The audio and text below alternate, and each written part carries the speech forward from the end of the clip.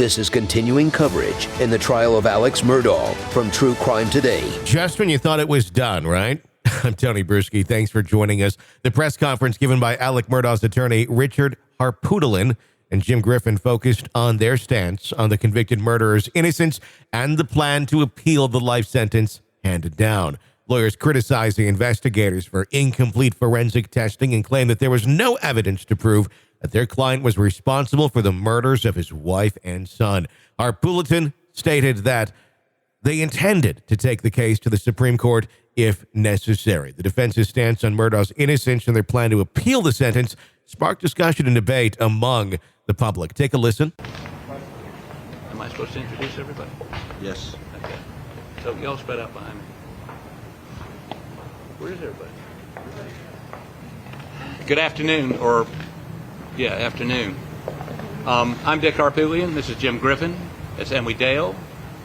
That's Maggie Fox. That's Holly Miller. And this is Phil Barber. We are Alex Murdaugh's defense team. We're able to answer your questions. We're not going to make a statement. I know y'all don't want one. So, anybody got a question? Do you think it was a mistake to put Alex Murdaugh on the stand? No. Next. Mr. Harpootlian, why did you object to that juror being dismissed yesterday? Why didn't I? Why didn't you? Well, for two reasons. One, she admitted she talked to other people about the case, but not specifically. But technically, I think the judge had leeway to excuse her, but she clearly, after we interviewed her back in chambers, in my mind, had not made up her mind. And I thought that was important. Do you think she would have helped your case? I don't know. She didn't express an opinion to us. She said she was open. She had made up her mind. Mr. Harpootlian, the defense has made a great deal of points about SLED and their handling the investigation. For your position in the Senate, do you feel there's an opportunity to address that from a legislative standpoint? I think there were significant issues, but I won't be addressing that in the Senate unless it comes up in a bill. I'm not going to mix this role with my role as a senator. I would not do that. Why do you think that the prosecutors didn't seek the death penalty in this case? And what do you make about the judge's comments after the verdict that he agreed with the jurors? Go ahead. Use death penalty. What now? Death penalty question. What was the question again? I'm sorry. Why didn't they seek the death What do you penalty? make of Well, I'm somebody that's prosecuted and defended a bunch of death penalty cases. And clearly, you never do it in a circumstantial case. Because you're not...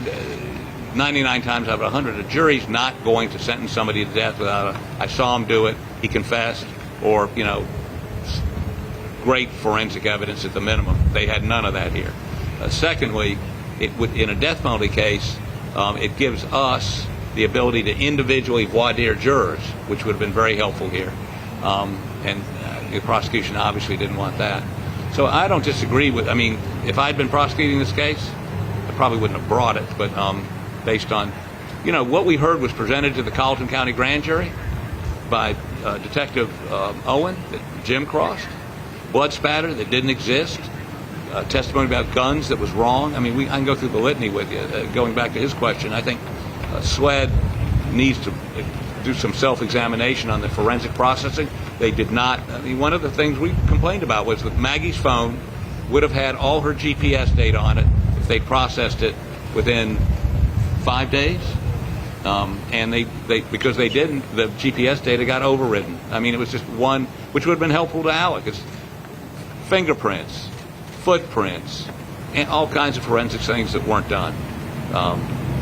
So, what was the question about the judges? What did you make about the judge's comments after the verdict that he agreed with it and thought it was the right conclusion?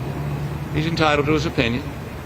Mr. Harpootlian, can you expect an appeal anytime soon? 10 days we'll be filing an appeal. What do you believe the strongest grounds for an appeal are? What'd you say? What do you believe the strongest grounds for an appeal are? But It was the admission of all the financial crime evidence, and that was offered up, as evidence of motive, that because he was confronted about one financial transaction involving attorney's fees by the chief accountant of the law firm, that and that was being offered as motive for why he would go home and kill his wife and son, which we thought was illogical and ludicrous. And there really was no evidence linking one to the other, and we did not think it should come in. Not only did that come in, but every other financial misdeed that they could bring in over the last 10 or 15 years was allowed in, and we think that we strongly objected.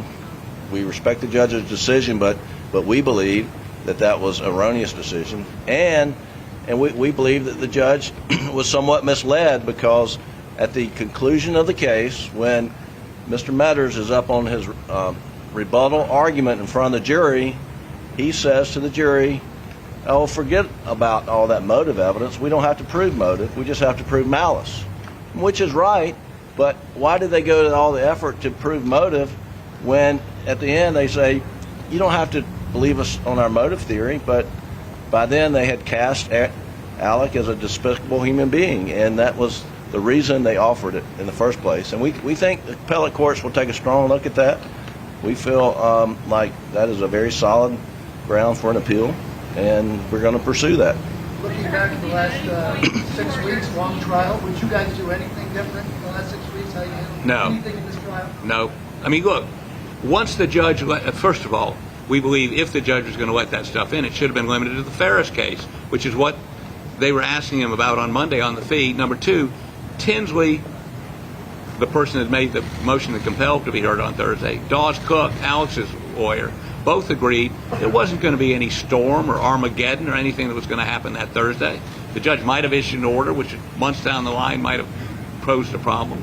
So once they got that character information is he's a thief, he's a liar, then it dictated this jury had to think he was a despicable human being and not to be believed.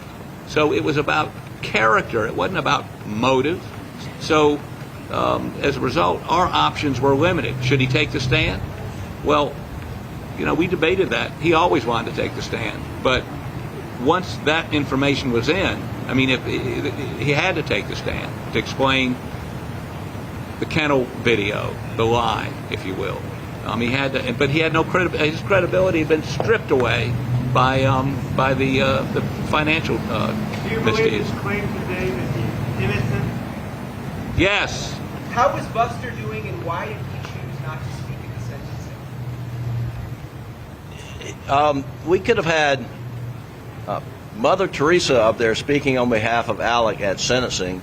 I mean, he was getting a double life sentence. That was expected. I mean, this is Judge Newman. He's a very stringent punisher when it comes to crimes and sentences. I mean, that was never in dispute. And so for Buster to get up and speak on his dad's behalf would not have made a difference. And why do you want to put that kid through more trauma than anybody that we you can imagine has ever been through? Have his feelings about his dad changed at all in the trial? What's that? Have his feelings about his dad changed at all? I can't speak to Buster's feelings. I can tell you this. There was a lot of effort by the state to convince the family that Alec is the murderer. The family came to trial every day for 6 weeks expecting to hear proof positive that he killed Maggie and Paul, something that they had not heard before. After 6 weeks of trial, they came away more convinced that he did not do this, and they steadfastly in his camp and support him, and that's where they stand. What's next for Alex? Well, Alex will be leaving shortly to go to Columbia to R&E, it's called, where he'll be at the South Carolina Department of Corrections. He'll be evaluated. That's about a 30-day process, and then he'll be sent to wherever the correctional facility that they assign him to. Should they ask for any special security measures for him? No, I don't think. Alec was not optimistic that with all of the scrutiny and press and all of his bad acts being out in the public, in the world, media domain, that he could get, a jury to put out all the noise and just focus on the murder. And so coming in, he was somewhat pessimistic. He became optimistic as we got through the process. But I got to tell you, and all you reporters, you know the whole story, I'm sure. And if you're sitting on that jury, they heard everything that would be in an HBO documentary, a Netflix documentary about the Murdaugh family dynasty downfall, except the Stephen Smith matter. I mean, so we were hoping to get a jury to put all, that could ignore the noise, focus on the murder, and we ended up trying a case that they could have watched on Netflix. Does your legal team have any regrets about the way that you guys performed in this trial? Do you feel like they did? Do you feel like you were outmatched in some arguments? Oh, absolutely not. I mean, not outmatched. I mean, look, they won this case the day the judge bought into letting them put every piece of, stealing from kids who lost their mother, from somebody with pancreatic cancer, somebody that's a paraplegic. I mean, all of that 2.5 weeks, by the time they got done with it, it didn't matter about final argument. It didn't matter about what we put up. They would never, ever, ever acquit him after that. Last question, guys. Can you just Last question. What your grounds for appeal will be? You said it's going to be 10 days. Can you lay out your key arguments in that? We'll file something not in 10 days, but we'll file a notice of intention to appeal. Then we've got 30 days, I think, to file a brief. Yeah, so you file the notice within 10 days. You got to get a transcript. Oh, that'll take a while. That'll take months before they type up everything, and then we start briefing. Are you all going to handle the appeal Yes. and argue it at the Court of Appeals or the Supreme Court? And the U.S. Supreme Court. And the U.S. Supreme Court if necessary. That's correct. What's the federal issue? Doyle. Oh, there's a huge federal issue. That's why I got so animated, and the judge told me to sit down. Part of the trial is the state eliciting or asking questions of Alec about why he did not come forward and tell law enforcement where he was at the time of the kennel video. And that was after he was arrested. And there's U.S. Supreme Court cases are clear that post-arrest silence cannot be used against you. And that is a classic violation of the Fifth Amendment. And we feel strongly that if we lose at the state courts, we'll have success at the federal Can you courts. tell us about plea negotiations before trial? No. There were no plea negotiations. There weren't any. They never offered him anything. If you think Alec is innocent, what effort are you making to find the real killer, or what effort is he making? Not our job to find the real killer.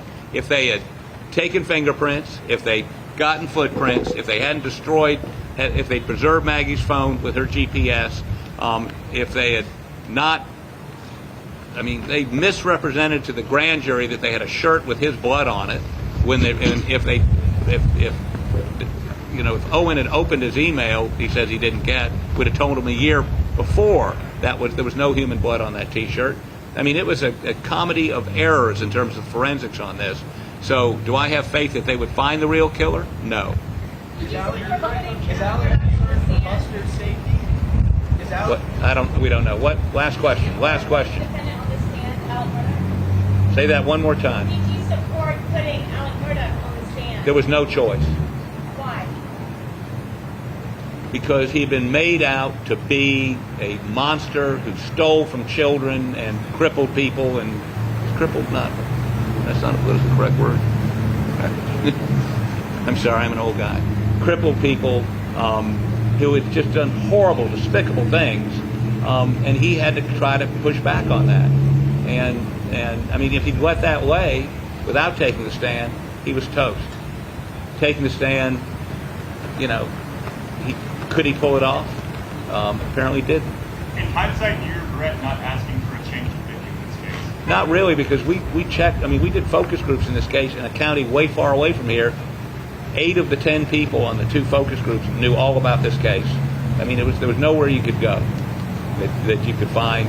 We believe you could find a jury that didn't know, hadn't watched TV, hadn't read the stuff you write or the stuff the Twitter stuff. And by the way, one of the good piece of information now that this trial is over, Griffin can start tweeting again. That's right. All right, thank you guys. Thank you. That's the latest that we have for you. Be sure to press subscribe wherever you download podcasts so you don't miss any more on this case or the others that we are following for you. You can get a complete episode list in the description of this podcast. I'm Tony Bruschi. Stay with us.